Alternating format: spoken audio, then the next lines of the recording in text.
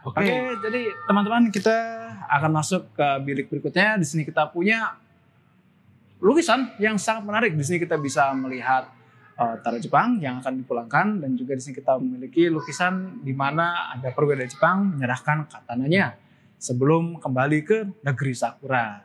Oke, jadi Pak, tadi sudah cerita, mungkin bisa diceritakan kembali untuk pemirsa di rumah.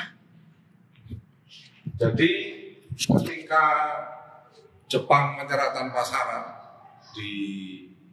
kepada sekutu, pemerintah kita pada saat itu diminta Allah untuk memulangkan orang-orang Jepang, tahanan Jepang dari kota Malang ini menuju ke Pulau Galang. Jadi mereka yang di internal ditahan di Dampit sama di Pujon dijadikan satu dan di Hotel Aston. Akhirnya Panglima Sudirman sebagai utusan pemerintah disuruh menginspeksi keberadaan orang-orang Jepang itu, bagaimana sistem pemulangannya. Nah, disinilah terjadi penyerahan bahwa katana kepada Panglima Besar Jenderal Sudirman untuk bahwa orang Jepang siap untuk dipulangkan ke negaranya.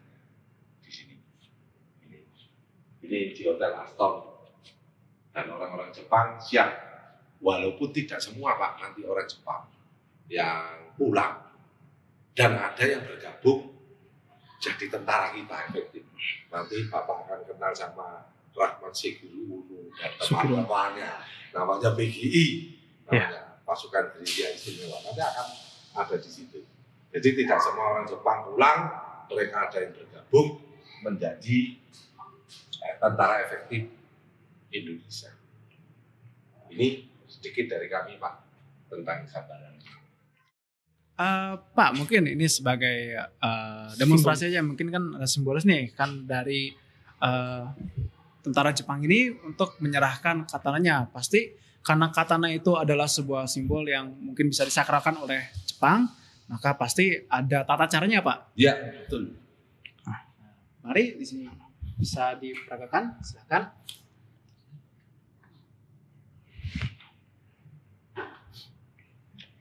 Nah, berikut adalah tata cara penyerahan katana Jepang ketika Jepang akan dipulangkan. Jadi untuk menghormati kita akan melakukan bow down seperti ini. Kita akan seperti ruku untuk menghormati dan juga agar aman ya Pak. Ya. Kan harus safety karena juga senjata, jangan main-main. Ya. Nah, ada etika dalam menggunakan senjata api khususnya. Nah, ada etika juga nih. Dipersilakan untuk mendemonstrasikan. Oke, di sini saya akan ambil senjata di sini. Ini untuk pistol seperti tadi nih, bisa seperti ini kita akan pegang. Sebisa mungkin akan ke bawah, jangan masuk ke pelatuk ya, safety ya. Nah, baru kita akan berikan, ini juga sebagai kepercayaan kita ke orang yang akan kita berikan. Nah, ini untuk kepercayaan juga dan juga safety karena sudah mengarah ke bawah, kalaupun tidak sengaja tembak atau ada malfungsi, dia akan menembak ke bagian bawah biasanya. Dan ini saya dari Airsofter juga, Komunitas juga akan mengajarkan tata cara safety dan juga mungkin handling senjata. Di sini kita bisa lihat ada rak isi senjata. Di sini kebanyakan ada submachine gun ya, dan juga ada katana 2 lagi di sini. Dan submachine gun di sini ada stand, lalu ada tipe 100. Tipe 100 ini adalah submachine gun dari Jepang. Nah, untuk stand sendiri ini adalah submachine gun dari Inggris Raya, dan ini dibuat untuk kru kendaraan tempur dan juga dibuat karena kesulitan mendapatkan senapan ini submesin. Ya, karena material waktu peperangan itu sangat sulit didapatkan, jadi kita harus bikin mungkin yang seperti ini minimalis, mungkin tidak akan terlalu nyaman, tapi yang penting kita punya senapan yang fully functional. Oke, mungkin boleh kita lihat. Kalibernya menggunakan 9 mm. Dia menggunakan fitnya menggunakan klip. Jadi karena dia menggunakan parabellum, mungkin senapan submesin ini tidak memberikan pukulan yang berarti dibandingkan dengan counterpart Amerika ya. Kita kalau juga sudah membicarakan 45 CP tentunya. Tapi senjata ini tetaplah senjata. Karena buktinya senjata ini juga digunakan oleh British Commando. Yang kemudian mungkin kita akan kenal L Detachment yang akan menjadi SAS sebagai salah satu induk dari tentara khusus yang sekarang kita terapkan di Indonesia. Sekarang Kopassus ya, Kopassus, Denjaka, Kopaska dan sebagainya. Oke, kalau mungkin untuk Pak Domingus mengenai stand, apa yang bisa dijelaskan? Stand ini sama Mas, dia adalah senjata istilahnya bantuan dalam regu, sama seperti itu. Jadi stand ini biasanya tembakannya itu secara otomatis untuk memecah konsentrasi musuh. Biasanya yang membawa ini seorang sersan, Pak. Seorang sersan. Jadi mereka bergerak, dia mengarahkan anggotanya pada serangan, dia lindungi dengan tembakan. Ini salah satu fungsi dari stand ini. Stand guided. Tapi kalibernya kecil ini, Pak. Kalibernya kecil. Kecil. Mungkin setara dengan pistol seperti Glock ya, Pak? Ya, betul. Berarti karena kalibernya kecil, ini berarti lebih efektif kalau kita pakai di jarak dekat ya, Pak? Iya, memang untuk pertempuran jarak dekat, Pak, ini, Pak. Stand ini untuk pertempuran jarak dekat. Jadi mendekati musuh kira-kira 50 sampai 60 meter lah, Pak. Katana ini bukan tapi punyanya militer. Jadi berbeda dengan katana yang ada pada umumnya. Jadi katana di militer ininya ada gagang pegangan ini begini. Jadi kalau dulu dipakai begini, Pak. Begini makanya. Dikunci di sabuknya. Jadi ketika mau dipakai ini diputar begini, Pak. Ini diputar. Ini ada kunci sabuk. Jadi begini, Pak. Ini kalau dipakai ini berputar, ini ditarik baru gitu. Nah, dan katana ini untuk kita pakai upacara, Pak. Misalkan begini, Pak ya. Ini istirahat di tempat. Siap, hormat. Nah, coba. Itu seperti itu. Jadi katana ini katana militer, Pak. Bukan katana untuk seperti digunakan para samurai. Jadi katana itu untuk digunakan untuk upacara kebesaran kemiliteran. Nah ini dipakai. Nah cara makainya tadi ya seperti ini, Pak. Ini kan ada cincinnya. Nah, cincin begini, kalau mau digunakan ini ditarik begini. Nah, begini. Kalau untuk jalan seperti ini. Ini Pak, seperti itu. Seperti itu ya, Pak. Pas ya, sekali. Ada lantainya. Jadi ini Pak, ini berputar loh ini. Nah, ini berhadapan. Itu katana ini. Seperti yang Mas Jim sampaikan, memang katana itu kalau katana militer tidak ada tantunya, Pak. Bukan tantu. Tidak ada tantu. Tapi kalau para samurai yang pegang ada tantunya, ada tantu. Yang untuk harakiri. Untuk merobek perut. Kalau ini sudah kalah, ini hancur, ini sudah tidak ada kebanggaan lagi, dia harus merobek perutnya dengan tantu. Itu seperti itu. Nah, jadi kita masuk ke sesi berikutnya di sini. Jadi sebelahnya ruangan tadi kita punya beberapa lukisan yang sangat menarik di sini. Di sini kita punya yang pertama dari sini dulu ya. Kita punya lukisan di mana ini adalah peristiwa pemulangan tentara Jepang yang berada di sebuah pelabuhan. Lalu di sini kita bisa lihat ada kereta di sini. Ini ada suasana di stasiun keretanya. Stasiun Kota Malang ini ya, Kota Lama. Di stasiun Kota Malang itu, Pak. Mereka setelah diinfeksi itu mereka kan datang, Pak. Mereka dibawa ke lapangan Rampal. Mereka setelah dikumpulkan, nanti dibawa dari situ mereka berjalan menuju ke stasiun Kota Malang ini untuk dibawa dengan kereta api menuju ke pelabuhan Tanjung Tembaga yang ada di Probolinggo. Ini Pak, ini dikawal angkatan laut kita. Nah ini pulang ke kapal ini menuju ke Pulau Ganyang. Jadi Pak, berarti di 3 lukisan ini secara kronologis ya Pak? Iya. Oke. Berarti yang paling awal ya Pak? Iya, ini yang paling awal. Jadi setelah diinspeksi oleh Jenderal Sudirman di lapangan Rampal Ya, setelah diinfeksi semua kelengkapannya, apanya, kesehatannya dicek semua. Setelah selesai, mereka digeser, dibawa ke stasiun Kota Malang untuk diangkut dengan kereta api ini menuju ke Probolinggo, ke pelabuhan Tanjung Tembaga itu untuk dibawa ke Pulau Gadang. Itu Pak. Ya, nah di situ dikawal oleh Angkatan Laut Indonesia. Ini Angkatan Laut yang putih-putih, Angkatan Laut Indonesia. Ini, mereka dikawal. Menggunakan seifukunya Jepang. Ah, betul. Betul. Ini besar. Nah, ini dibawa ke Pulau Galang. Di Pulau Galang ada serah terima nantinya, Mas. Ada serah terima dari pemerintah Indonesia dengan tentara sekutu. Dengan apa yang di mana? Yang di Birma itu sama Mountbatten. Louis Mountbatten. Sama Mountbatten. Dari Mountbatten ini dibawa ke Jepang.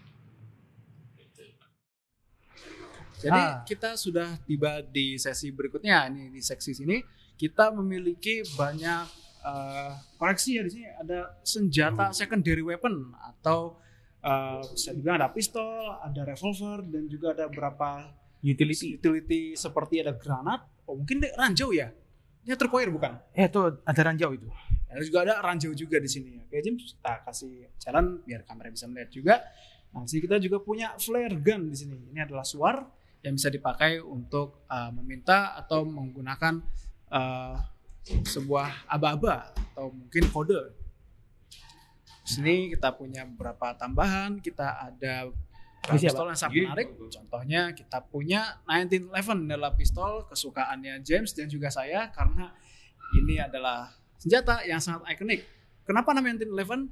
Karena dibuat pada tahun 1911 dan masih dipakai sampai sekarang. Bayangkan pistol ini dipakai dan umurnya sudah lebih dari 100 tahun. Dan ini adalah satu pistol yang ini originalnya. Kita punya replikanya tadi yang dicontohkan di sebelum-sebelumnya. Seperti ini, oke. Nah, Pak Domingus bisa membantu untuk menjelaskan? Jadi ini adalah pistolnya. Jadi kalau misalkan kalian sedang handling FN. Oh ini FN. FN. Oh FN 1911. Ya. Nah sini ada FN dan juga Belgia. Ya. Nah kalau FN itu untuk yang Belgia berarti untuk Eropa ya Pak? Ya. Itu Eropa. Kalau untuk Amerikanya Colt. Nah ini Colt. Oh kalau Colt ada lagi. Itu dia. Ada SAA. Bukan SAA ini. Smith & Wesson. Nah Smith & Wesson. Oke.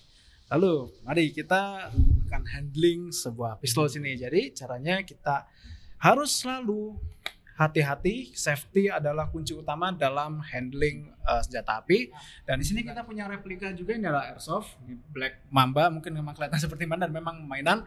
Tapi meskipun mainan, ini adalah replika senjata api dan kita harus treat atau perlakukan senjatanya atau unitnya sama seperti senjata asli pada umumnya. Jadi yang pertama, jika kita belum siap untuk menembak, kasih jarak. Ya, silakan. Belum siap untuk menembak. Ingat kita punya jari di sini, kita harus taruh di luar. Bisa seperti ini, atau mungkin bisa seperti ini saja. Ini kan lebih mudah ya untuk yang tangan tidak terlalu kuat. Nanti kalau misalnya kita sudah siap menembak, baru kita masukkan ke dalam ruang triggernya di sini. Lalu yang kedua kita harus tahu safety mekanisme dari sebuah senjata. Jadi seperti ini, safety-nya ada di sebelah kiri. James bisa bantu arahkan saja. Ya. Sebelah sini. Baik. Safety. Nah ini meskipun tidak aktif, ya tetap saja ya ada etikanya. Jadi tidak boleh menodongkan ke orang. Dan kalau misalkan kita tidak menembak, kita bisa taruh ke atas atau mungkin kita bisa arahkan ke bawah seperti ini. Nah jadi ada safety-nya. Kita punya safety di sebelah sini untuk 1911. Jadi ini bisa kita tarik ke atas. Nah ini sudah safety. Jadi kalau misalnya kita kokang, dia tidak akan kemana-mana. Dan ingat, ada beberapa senjata api yang memiliki hammer di bagian luar seperti ini. Ini adalah sistem double action hammer kalau tidak salah. Jadi kita harus tarik dulu ke belakang baru bisa ditembak. Nanti ada yang single action juga. Nanti harus mungkin bisa kita komparasi ya. Kalau sempat kita bisa komparasi. Jadi ada hammernya, ada yang single action, double action. Nanti kita akan cross check kembali. Nanti ada captionnya juga. Nah ini harus hati-hati. Jangan sampai kalau misalkan ada peluru di chambernya, jangan sampai hammer ini tertekan atau maju secara tiba-tiba. Nanti ini akan membuat pelurunya aktif dan menembak pelurunya. Jadi mungkin bisa kita bisa di ini ya, nanti kalau misalkan kondisinya prima bisa kita taruh ke depan. Di sini karena senjata relik dan umurnya sudah lumayan tua, saya tidak berani untuk macam-macam dengan hammernya. Jadi kalau untuk safety, saya rasa di sini masih lancar karena tidak berat. Tapi untuk hammernya sendiri ini saya agak berat. Mungkin ada mekanismenya juga yang bisa di seperti ini. Nah ini bisa ditekan ke dalam harusnya kalau kondisinya masih prima. Oke, mungkin saja untuk safety-nya. Lalu untuk handling juga untuk memberikan unitnya, kita harus berikan seperti ini agar amannya ke bawah dan kita langsung berikan ke teman kita atau ke siapapun yang kita ingin berikan. Coba kita ulang lagi. Nah seperti ini juga boleh, namun mungkin idealnya kita berikan bagian gripnya seperti ini untuk menunjukkan bahwa kita memiliki kepercayaan ke orang yang kita berikan, seperti itu. Nah, kalau juga di video game khususnya di Metal Gear Solid 5, kita pasti tidak asing dengan Snake.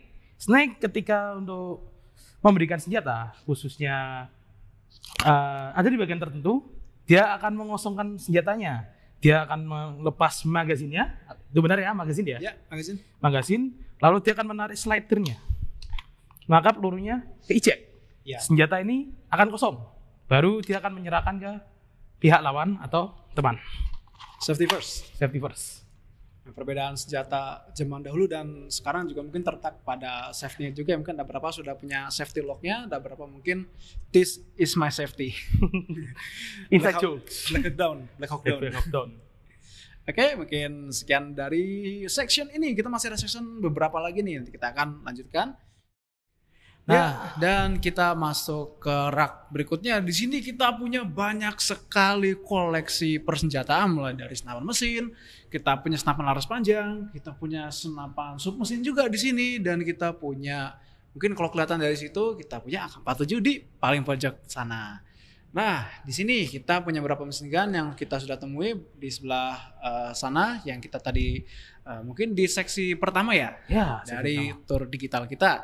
Nah, jadi kita ketemu lagi dengan beberapa mesin gun seperti brand, terus kita punya tipe 99, ini punya Jepang, kita punya M2HB 1919. Oke, 1919 dan juga Lewis Gun.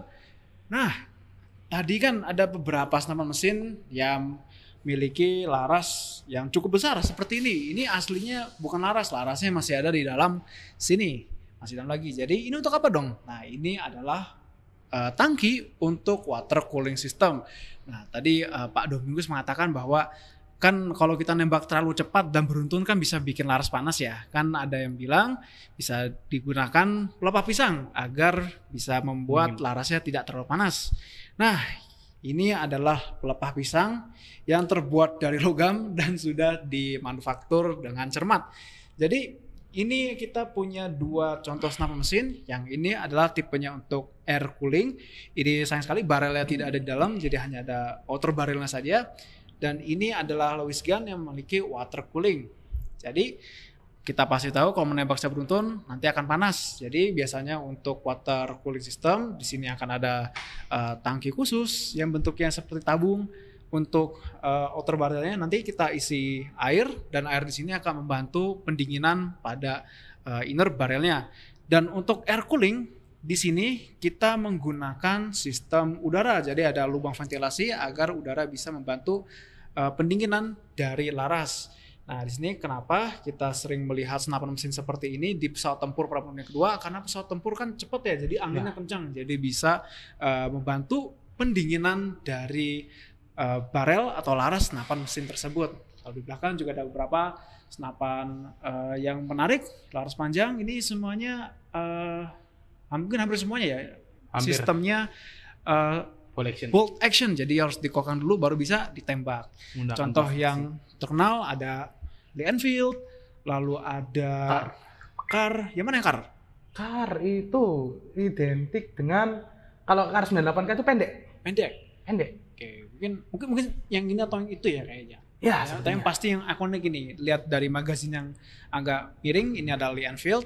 Lalu kita punya beberapa yang semi otomatis juga ada di sana. Sepertinya ada Johnson Rifle, ini adalah pendahulu dari M1 Garand, tapi sayang sekali karena tidak terlalu diminati, jadi tidak menjadi standar issue dan akhirnya diganti oleh M1 Garand. Ini pernah dipakai oleh marinir Amerika waktu Perang Dunia Kedua.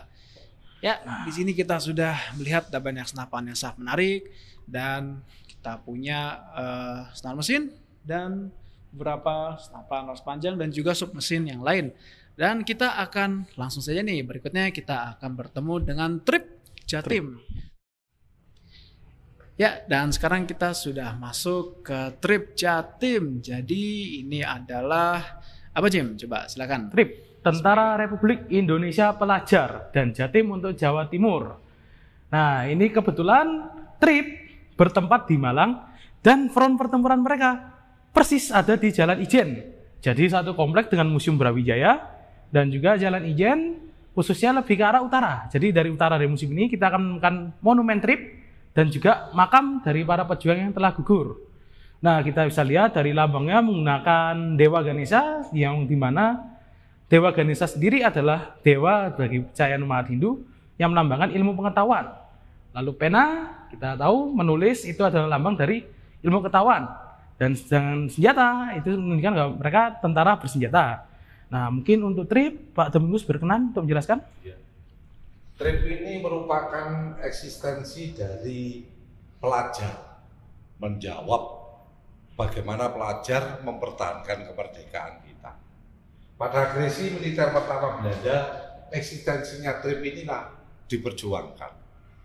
Ketika tanggal 21 Juli 1947 terjadi agresi militer Belanda khususnya di Jawa Timur, pas pasukan Belanda dengan pesawat Mustang menembaki pertahanan kita yang ada di daerah Japanan yang dijaga pada saat itu oleh tentara Trip.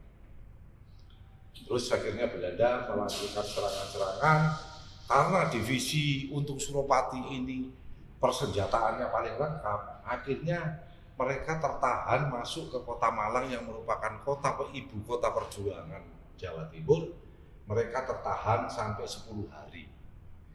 Ketika itu pagi-pagi tanggal 30 Juli, ketika kota Lawang itu bobol masuk sampai ke Singosari, diadakanlah rapat antara kantor-kantor perjuangan ini. Seluruh TNI ada ke arah barat dan ke arah timur. Ke arah timur. Yang tinggal di sini hanyalah unsur brigade mobil, kesatuan KRIS sama kesatuan pelajar dibagi. Brimob itu di daerah tengah. Kalau daerah barat adalah Trip. Trip di daerah barat dari ujung jalan Bandung sampai ujung jalan Ijen ini berjajar linear begini untuk menahan pasukan Belanda diperkirakan datang dari arah Batu. Akan tetapi karena Belanda itu melihat konsentrasi Trip ketika jam 10, jam 8 pagi itu ada gerombolan pasukan KRIS itu ketika melihat pesawat pengintai Belanda mengadakan tembakan. Di situ akhirnya diketahui oleh Belanda, di situ ada tentara karena melawan. Pasukan KRIS ini lari, yang ada pasukan Trip, yaitu anak-anak dari pelajar. Deru mesin itu berjalan dari arah jalan Basuki Rahmat masuk ke sini ke Jalan Semeru. Akhirnya ada yang lewat Jalan Buring sana itu menuju ke titik di mana pesawat itu berada, titik pertempuran itu. Akhirnya sampai di sini ada pos tinjau.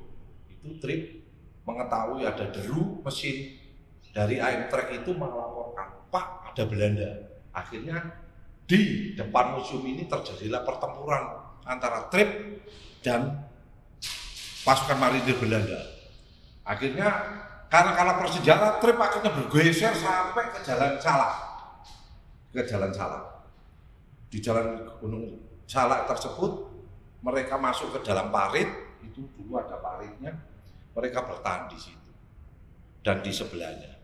Dan ketika Komandan Batalionnya Susanto Darmojo itu akan melempar granat gini, pasukan tank ini bergerak jatuh, akhirnya ada beberapa yang dilindas juga oleh Belanda pada saat itu. Di situ pertempurannya kira-kira 5 jam. Akhirnya Trip kalah dan 35 orang gugur di situ, dimakamkan dalam satu lubang. Inilah bentuk perjuangan dari pelajar Jawa Timur, khususnya Batalion 5000 yang ada di Jawa Timur hingga danjonya namanya Susanto Darmojo meninggal dunia. Demikian sekilas dari Trip ini. Trip ini masuk dalam Brigade 17 Jawa Timur. Nanti komandan brigadenya itu Mayor Isman, bapaknya Menteri Hayono Isman, itu rumahnya di sini. Demikian sekilas dari Trip, orang anak-anak pelajar. Kalau saya lebih anukan sekarang itu OSIS. Saya kalau memberikan penjelasan kepada anak-anak pelajar itu OSIS juga berjuang dan bersenjata. Karena masih kecil-kecil dipanggil Mas. Mas itu kalau di daerah luar atau kakak atau kang atau cak itu, karena di daerah Malang memanggil seorang yang lebih tua disebut Mas, makanya disebut Mas Trip. Demikian sekilas dari kami, boleh ditambahkan.